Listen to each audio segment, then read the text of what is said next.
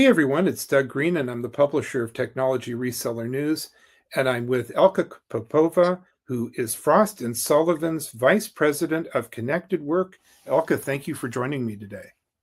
Thank you for having me, Doug. It's a pleasure. Well, this is a special podcast for the Cloud Communications Alliance. We have the Cloud Connect event coming up, and Elka, you're going to be speaking at this event. Yes, I'm really privileged to have been invited to this event. I've attended a few previous Cloud Connections events, and I love this community, so I'm always happy to participate and contribute. Now, I am intrigued. Your job at Frost and Sullivan is not only Vice President of Connected Work. What is Connected Work? So connected work is the kind of overarching, perhaps theme or overarching name for our group, which covers a variety of contemporary communications and collaboration solutions. We certainly cover all the as a service industries. We cover UCaaS, we cover contact center as a service to some extent, although that is another team's purview. And we cover CPaaS, programmability. These are some kind of very broadly defined areas, but we do specifically, delve into cloud telephony, cloud video meetings. We also cover devices because actually, to provide the communication solutions to employees, you need both the service, the cloud services and the devices. So we specialize in desktop and cordless phones, audio conferencing and video conferencing devices, and we cover headsets, which are a big part of communications environments today. So that's not an exhaustive list, but it's pretty much everything that makes us connected, whether we're in the office or in a home office or in any kind of any kind of workplace. But the idea is to identify the opportunities to empower workers with the right solutions and technologies to keep them productive, engaged, and supporting the customers of the organization. So, that gives you a kind of unique perspective on, I guess, what you're going to be talking about. I put it up there on our board here. You're going to be talking about reimagining mobility business communications. Is there a right approach? So I guess we should ask you that. Is there a right approach to reimagining mobility in business communications? Doug, obviously, the answer is supposed to be depends, or else we wouldn't put it in the title, right? Certainly, there are right and no, I wouldn't call them wrong ways of enabling mobility. I personally believe that going forward, customers will demand different approaches based on their industry, the vertical they're in, perhaps based on the different occupations or job functions within the organization, the workflows, and based on the organization's existing assets, existing communication solutions, contractual obligations, for different types of services, and the organization's preference for certain technologies or for certain delivery models. So basically, I would say there are several different approaches that will coexist in the future. And my job at the session at Cloud Connections will be to walk the audience through some of the use cases and where some of the approaches make more sense than other approaches to kind of identify the opportunities for the service providers and the technology vendors and device vendors as well. Adoption of mobility is, I guess, pretty widespread. Most people have at least a cell phone or a smartphone. But are there actual challenges to mobile UC adoption? Yes. The fact that we all have a mobile phone somewhere in a purse or a back pocket or any pocket at all is both a great opportunity and a challenge. So, for years, mobile technologies have been improving, and adoption is obviously pretty high in most countries, but certainly in all the developed economies. We have pretty high penetration of mobile services and mobile devices. And the opportunity is to provide organizations with the most feature rich, most reliable, most secure mobile communication solutions. The opportunity is to integrate existing mobile services and devices with the business communication solutions, with the business communications systems on premises, or the business communication services delivered from the cloud, or let's say the UCaaS solution, the cloud PBX. So we've been aiming for this kind of integration for years, and the industry as a whole has come up with several approaches. But we're not haven't been able to get to that fully mobile state in many of the countries.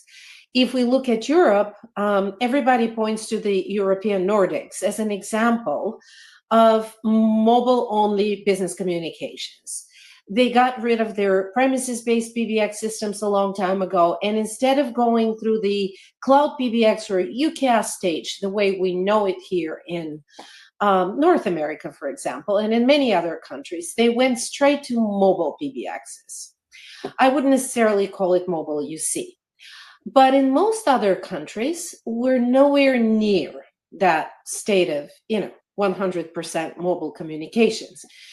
And there are many, many challenges. And like I said, one of them is that mobile phone in your back pocket.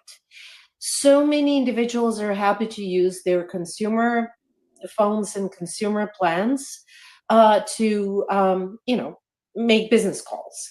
And as employees, we sometimes forget that there are security and compliance issues that this kind of approach presents to the organization. But also, many organizations have committed to mobile services with a certain provider and are also using some kind of a telephony system or service, cloud service, with a different provider, and their enterprise features, communications features, telephony features, are typically with that, let's call them wireline providers, whereas the mobile devices are kind of separate. You may have a certain security and compliance policies on both, but the organization is paying for two different types of services for possibly multiple devices. And this is certainly creating challenges from a governance point of view. I already, mentioned the cost implications for sure, as well as, one other implication is the disjointed experiences for the workers. So the goal is to find the best approach to consolidate and harmonize, to basically integrate all these communications and standardize on, let's say, mobile first communications. But the path to this state of nirvana or mobile nirvana is not easy. And I will be talking at my session, during my session, about some of the very specific operational issues that organizations face. And as we wrap up our podcast today, will you also be speaking to the possibility of success for CSPs in this space? Well, I suppose that will be one of the main takeaways, because I know we will have a lot of service providers in the audience, and what they want to know is how to succeed, how to provide additional value to customer organizations with some type of mobile UC solutions, and how to overcome the challenges to wider adoption. So I will be looking to identify some success strategies for the service providers. Yes. So, Elka, in addition to mobility, are there other opportunities that you see for the CSPs?